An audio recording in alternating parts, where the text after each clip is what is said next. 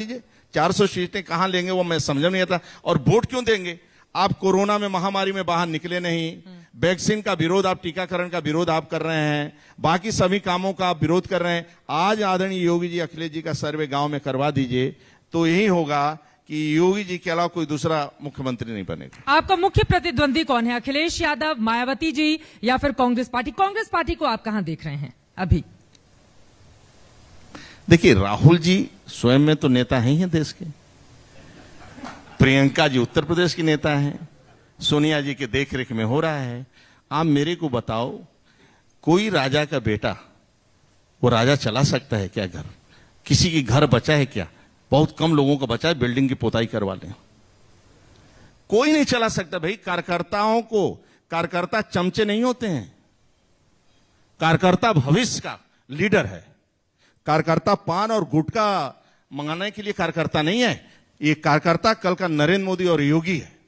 इसलिए कार्यकर्ता चेला नहीं है कि हमारा बैनर लगाओ, हमारा जिंदाबाद करो, हमारा पोस्टर लगाओ। किसी पार्टी, जिस पार्टी में कार्यकर्ता की इज्जत नहीं होगी, वो पार्टी अपने पैरों पर नहीं खड़ी हो सकती है। मैं आपको स्पष्ट करता हूं। एक समय था सपा में आदरणीय अखिलेश जी, शिवपाल जी परिश्रम करते थे, रात दिन काम करते थे, इसलिए सपा खड़ी थी। आज कहां से सपा खड़ी हो जाएगी? एक दिन बंगले के बाहर नहीं निकल रहे हैं। कल निकले तो थे 2.5 घंटा इंतजार करने के बाद।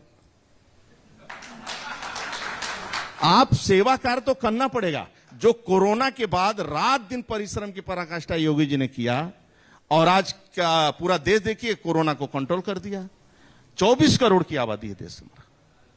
इसलिए भारतीय जनता पार्टी से सीखना चाहिए कि कार्यकर्ता का निर्माण कैसे होता है। जब अटल जी कभी थक जाते थे, नाराज होते थे, तो पंडित दीनदयाल उपाध्याय अपने आप स्टोव जलाते थे और 2 रोटी सेकते थे, फिर अटल जी को खवाते थे और कहते थे जाकर प्रवास करो। ऐसे कार्यकर्ता का निर्माण होता है।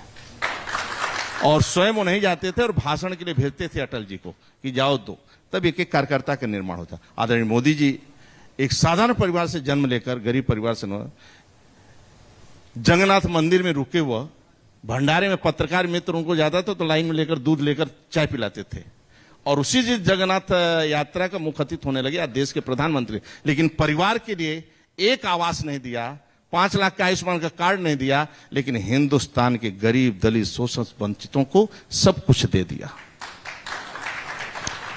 अब मैं आ जाती हूं रीता बहुगुणा जोशी के एक सवाल पर। चूंकि जितेंद्र सिंह को आपने ही शामिल करवाया और झुककर आप उनको प्रणाम करते हुए दिखाई दे रहे हैं, जिसमें बहुत सारी तस्वीरें वायरल हो रही हैं। रीता बहुगुणा जोशी ने कहा है कि जिसने हमारा घर जलाया था, आपने उस नेता को बीजेपी का हिस्सा क्यों बनाया?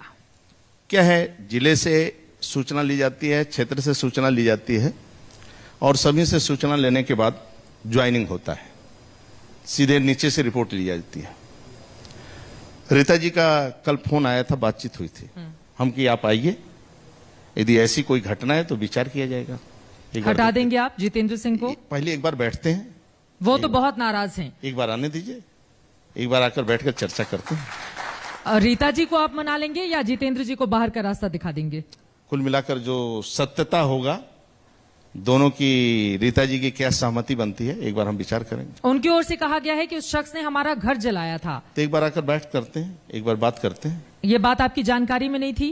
ये मेरे जानकारी में नहीं थी। एक बार आते हैं तो रीता जी से बात करते हैं। मेरी कल बात हुई है, वह कहेंगे कि स्वतंत्र जी मैं आऊंगा लखनऊ, आपसे बात करूंगा, और वो जो कहेंगी वो मैं करूंगा। ठीक है, अब जरा किसानों के मुद्दे पर चलते हैं। देखिए, आप खुद भी किसान परिवार से, बीजेपी लगातार दावा करती है कि उसके बड़े बड़े नेता किसान परिवार से आते हैं।